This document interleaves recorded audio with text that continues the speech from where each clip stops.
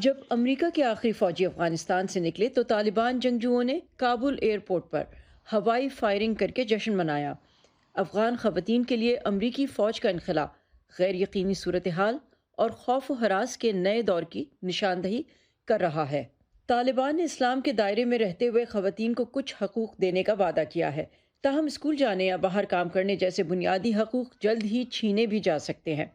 مغربی شہر ہرات میں افغان خواتین نے طالبان کی نئی حکومت میں شمولیت اور نمائندگی کے حق کا مطالبہ کرتے ہوئے ایک احتجاجی مظاہرہ کیا۔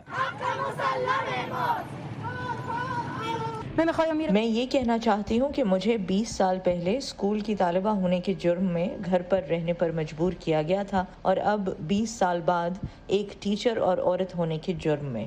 امریکی محکمہ خارجہ کے ترجمان نیڈ پرائس نے اس ہفتے کہا تھا کہ طالبان کی قیادت والی افغان حکومت کے ساتھ امریکہ کی کسی بھی طرح کے تعاون کا انحصار ان کے اقدامات پر ہوگا۔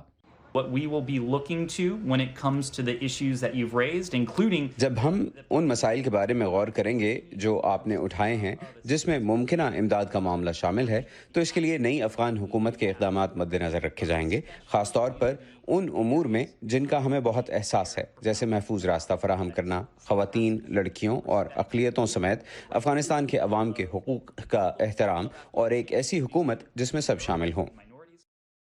امریکی سینیٹر جین شاہین نے اس ہفتے واشنگٹن پوسٹ کے ایک فورم کو بتایا کہ دوحہ میں 2020 میں ٹرمپ انتظامیہ اور طالبان کے درمیان مذاکرات کے بعد ہونے والے معاہدے میں کسی جامع حکومت یا خواتین کے حقوق کے تحفظ کی کوئی ضمانت نہیں دی گئی تھی۔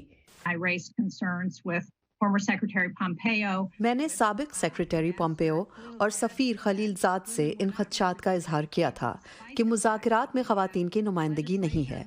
اس حقیقت کے باوجود کہ ہمارے پاس سابق صدر ٹرمپ کا دستخط شدہ قانون موجود ہے جس میں کہا گیا ہے کہ تنازعات والے علاقوں میں جب بھی ہم تنازع کے خاتمے کے لیے بات چیت کریں تو خواتین کو مذاکرات کی میز پر ہونا چاہیے، لیکن ان پیغامات کو کسی نے نہیں سنا۔ لہٰذا اب ہم ایک ایسی صورتحال سے نپٹ رہے ہیں جہاں مذاکرات میں خواتین اور لڑکیوں کی نمائندگی نہیں تھی، اور نہ ہی اب ان کے آگے بڑھنے کی کوئی یقین دہانی ہے۔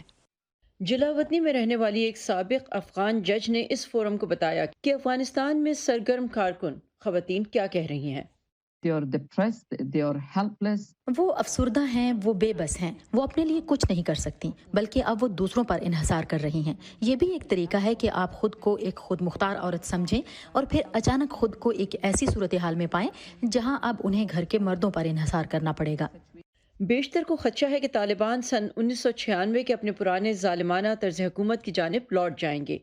طالبان کا کنٹرول 2001 میں اس وقت ختم ہوا تھا جب امریکہ نے افغانستان پر حملہ کیا۔ انہوں نے خواتین اور لڑکیوں کے لیے تقریباً تمام قسم کی تعلیم پر پابندی عائد کر دی تھی۔ انہوں نے ایسی سزاؤں کا نفاذ کیا جن میں سنسار کرنا اور کوڑے مارنا شامل تھا، اور انہوں نے عورتوں کو ان کے گھروں تک محدود کر دیا جب تک کہ ان کے ساتھ کوئی مرد نہ ہو۔ اور یہ ایک حقیقی خوف ہے کہ اس قسم کا ظلم و جبر یا روایات پھر سے واپس آ سکتی ہیں۔ ایمنسٹی انٹرنیشنل کی ٹیرا ڈیمانٹ نے وی او اے کو بتایا کہ افغانستان میں خواتین سرگرم کارکنوں کی زندگی کو لاحق حقیقی خطرات بائیڈن انتظامیہ کی جانب سے کسی کارروائی کے متقاضی ہیں۔ کچھ افغان خواتین اور ان کے حقوق کا دفاع کرنے والوں میں سے کچھ کے لیے سلامتی کا مطلب ہوگا امریکہ یا دوسرے ممالک میں مہاجر بن جانا یا وہاں پناہ حاصل کر لینا۔ فی الوقت بہت سی افغان خواتین کو اپنے حقوق کی لڑائی خود لڑنے کے لیے پیچھے چھوڑ دیا گیا ہے۔ سنڈی سین کے ساتھ صبا شاہ خان، وائس آف امریکہ۔